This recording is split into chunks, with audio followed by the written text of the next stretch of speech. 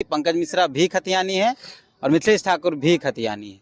तो मतलब आप लोग को लगता है कि पंकज मिश्रा को फंसा दिया गया है? नहीं, फंसा दिया गया नहीं। देखिए, उन पर जो कार्रवाई हो रही है, हमने कभी विरोध नहीं किया। ऐसा कभी लगा कि झारखंड मुक्ति मोर्चा ने ये कहा कि उसका जो कार्रवाई कार्रवाई जो हो रही है, कानूनी प्रक्रिया जो सही चल रहा है, उस पर कोई विरोध नहीं है। मुख्यमंत्री ने भी नाम नहीं लिया, लेकिन कहा जरूर कि हमारे नेता को गलत तरीके से फंसा दिया गया। गलत तरीके से तो बहुत को फंसाया जा रहा है। ऐसा नहीं है कि पंकज मिश्रा ही पहला आदमी है जो जेल से फोन कर रहे थे। जेल से तो बड़े बड़े बाहुबली लोग का रैकेट चलता है, वो फोन करते हैं, उसको कोई ईडी नहीं जाता है देखने के लिए। चूंकि ये जेएमएम से जुड़ा हुआ मामला है, इसलिए भाजपा वाले बोले कि ईडी जो है घुसो। कि कल तक आपको पता था कि यहाँ रैली है? आप बिना परमिशन के भी कार्यक्रम नहीं, मैं आपसे सवाल कर रहा हूँ कि कल तक आपको रात तक पता था कि यहाँ रैली होने वाला है? राज्य सरकार की एजेंसियों को तो पता होना चाहिए। किसी को पता नहीं था। एजेंसी क्या कर रही है? ये झारखंड मुक्ति मोर्चा का एकता का परिचय लोगों ने दिया कि हम लोग ने निर्देश दिया था कि किसी को पता नहीं चलना चाहिए कि हम लोग जमा हो रहे हैं। किसी को पता नहीं चला। यानी एजेंसी फेल है राज्य सरकार का? राज्य सरकार का एजेंसी फेल नहीं है। हम लोग जानने देंगे तब ना। कहीं से सुखबुगाहट नहीं हुआ। हम लोग लेकिन जिस इलाके में घुस गए, उस इलाके में आप लोग नहीं घुसने देते हैं। ऐसा तो नहीं रहता है। बैरिकेडिंग लगता तब जब हम लोग घोषणा कर देते कि हम लोग आ रहे हैं। तो कल को बिना घोषणा कोई भी घुस जाएगा राजधानी, मुख्यमंत्री आवास के बाहर तक चल जाएगा। घुसने का तो एजेंसी घोषणा करके मत आना, बिना बताए आना। कोई जब 1932 जो है पहले वो कर चुके हैं, तो अब करना ही है। क्योंकि हम लोग मिल के जो है बहुत अच्छे से हमारे सरकार चल रही थी। अभी हमारा गांव-गांव का कार्यक्रम चल रहा था, उसको जो है ये बीजेपी की सरकार और उनकी ईडी जो है पूरे हमारे तंत्र को जो है काम को बाधित कर रही है। और झारखंड मुक्ति मोर्चा आंदोलनकारी पार्टी है और आंदोलन पर विश्वास करती है। हम लोगों ने जो केंद्र सरकार द्वारा प्रायोजित जो बार बार माननीय मुख्यमंत्री हेमंत सोरेन जी को या भी और भी बहुत सारे जो भाजपा के यानी विपक्ष में जो लोग हैं उनको बार बार ये परेशान करती है, तो उसके खिलाफ हम लोग सड़क पर उतरे।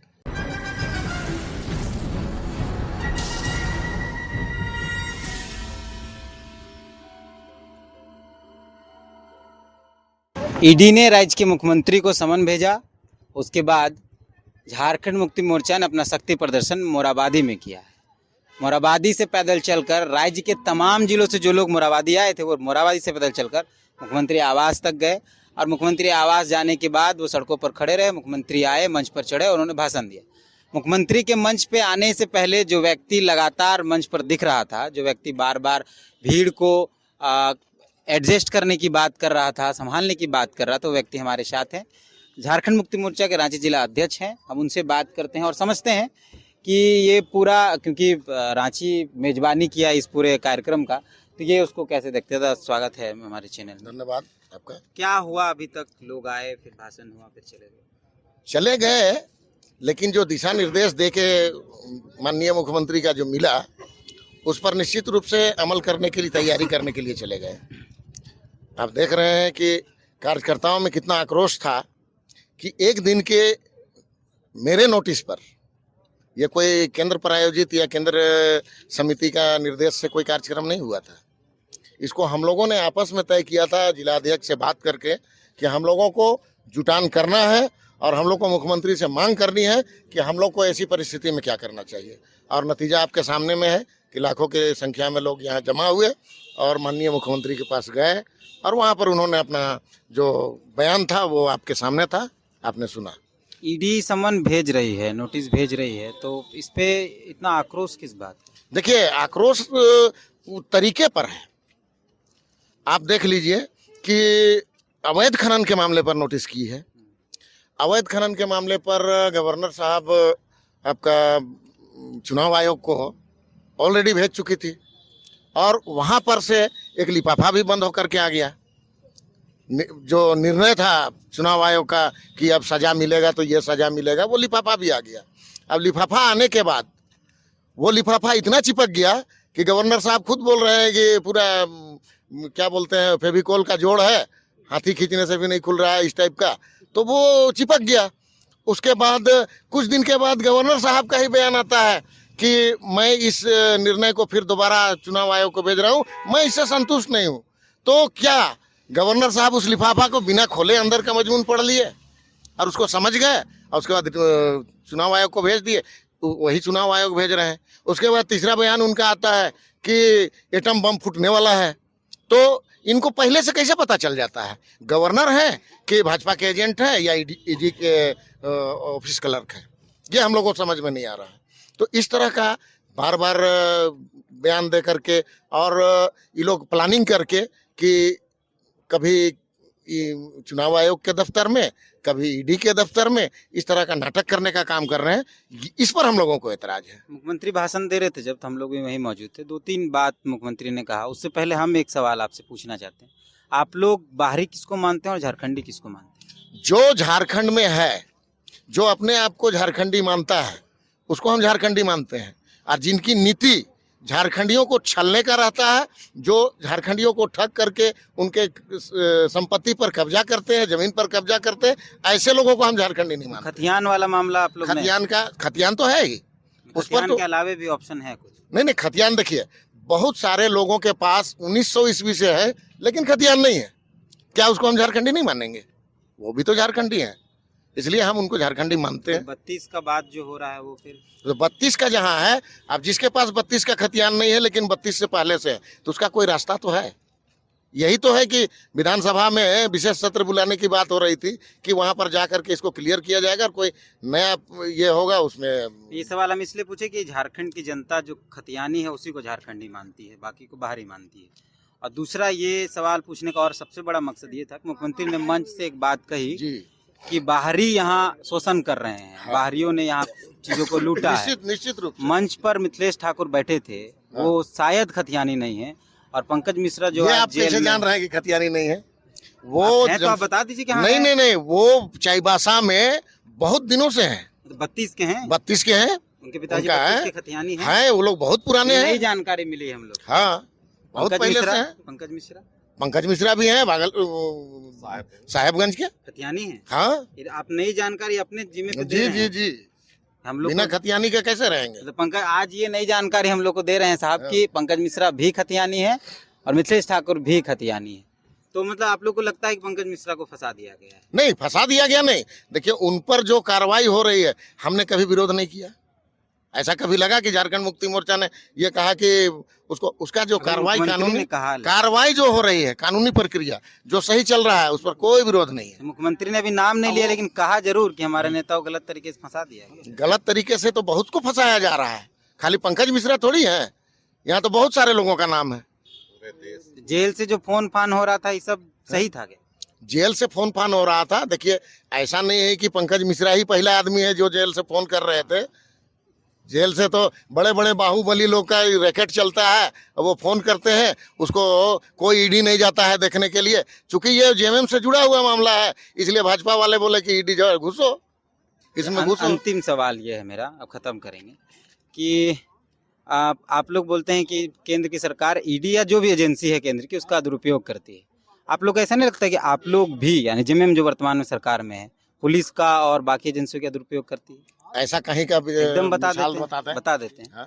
ये मोराबादी में 144 रहता है। जब लोग यहाँ जमा होते हैं तो हाँ। पुलिस अनाउंसमेंट करता है, यहाँ धरना नहीं, प्रदर्शन नहीं, और कहीं रैली होता है, अगर कहीं जाना रहता है तो पहले ही बैरिकेटिंग उधरे हो जाता है, घर घर से उठा लिया जाता है। जी। लेकिन आप लोग, क्योंकि आपकी सरकार है, आपकी एजेंसी है, आप लोग एकदम मुख्यमंत्री आवास तक पारंपरिक हथियारों के साथ पहुंचे हैं। ये नहीं लगता कि पुलिस अच्छा, आपके साथ एक बात बताइए कि कल तक आपको पता था कि यहाँ रैली है? आप बिना परमिशन के भी कार्यक्रम नहीं कर नहीं, रहे हैं, मैं ये तो बड़ा आपसे बात। सवाल कर रहा हूँ कि कल तक आपको, रात तक पता था कि आपको कि यहाँ रैली होने वाला है? राज्य सरकार की एजेंसियों को तो पता होना चाहिए था। किसी को पता नहीं था। एजेंसी क्या कर रही है? ये झारखंड मुक्ति मोर्चा का एकता का परिचय लोगों ने दिया कि हम लोग ने निर्देश दिया था कि किसी को पता नहीं चलना चाहिए कि हम लोग जमा हो रहे हैं। किसी को पता नहीं चला। यानी एजेंसी फेल है राज्य सरकार का? राज्य सरकार का एजेंसी फेल नहीं है, हम लोग जानने देंगे तब ना। कहीं से सुगबुगाहट नहीं हुआ, हम लोग लेकिन जिस इलाके में घुस गए, उस इलाके में आप लोग नहीं घुसने देते हैं। ऐसा तो यही रहता है। बैरिकेटिंग लगता तब जब हम लोग घोषणा कर देते कि हम लोग आ रहे हैं। तो कल को बिना घोषणा कोई भी घुस जाएगा राजधानी, मुख्यमंत्री आवास के बाहर तक चल जाएगा। आप घुसने ये का बता रहे हैं लोगों को। तो एजेंसी घोषणा देखेगा। करके मत आना, बिना अब बताए आना, कोई उनका घेराघेरी नहीं। किस तरीके का कार्यक्रम होता है वो तो वो समझे। अच्छा, ठीक है, लेकिन ये एक सवाल है कि हम लोग जो ये मानते हैं वो यही है कि सत्ता में जो भी रहता है वो एजेंसियों का दुरुपयोग करता है, चाहे वो मुक्ति मोर्चा हो चाहे वो बीजेपी हो, सब लेकिन अपने अपने तरीके से करते हैं। हम हैं मौजूद और कई लोगों से बात करते हैं। तो क्या रहा पूरा कार्यक्रम को क्या समझ पाए? पूरा कार्यक्रम सफल रहा और झारखंड मुक्ति मोर्चा आंदोलनकारी पार्टी है और आंदोलन पर विश्वास करती है।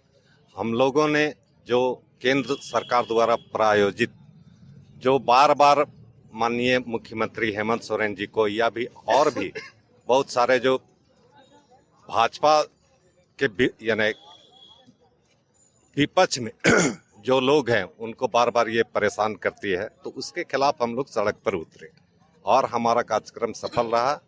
और हमारा ये हमेशा से ये विश्वास है कि हम लड़ते हैं और जीतते हैं। जिस तरह से हम लोगों ने झारखंड अलग राज लड़के लिया, आज अन्याय के खिलाफ हम लोग एकजुट होकर ये अपने एकता का परिचय देते हुए अन्याय के खिलाफ सड़क पर उतर रहे हैं। और ये आंदोलन हमारा जारी रहेगा जब तक केंद्र सरकार हमारे ऊपर दबाव या किसी भी तरह का विद्वेष का भावना छोड़ती नहीं है, तब तक हम आंदोलन करते रहेंगे।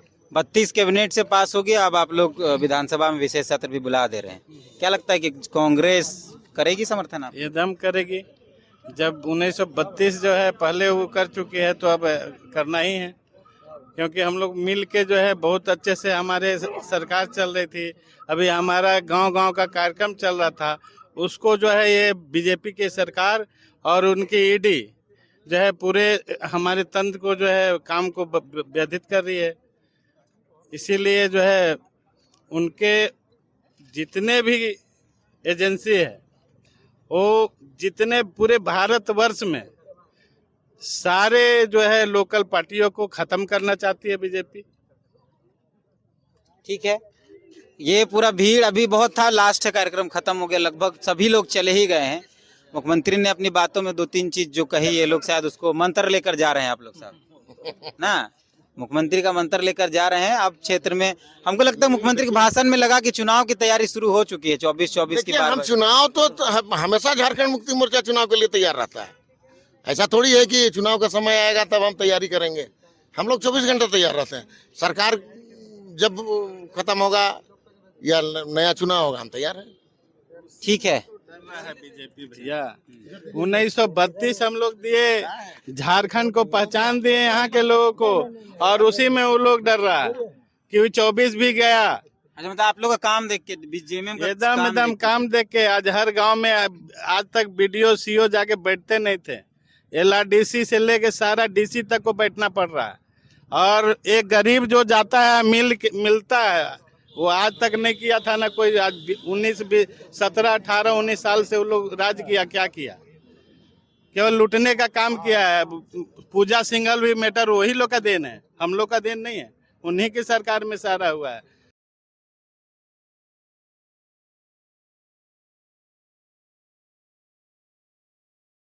आपको हमारा यह वीडियो कैसा लगा हमें कमेंट करके बताएं और हमारे चैनल को लाइक और सब्सक्राइब ज़रूर कर लें।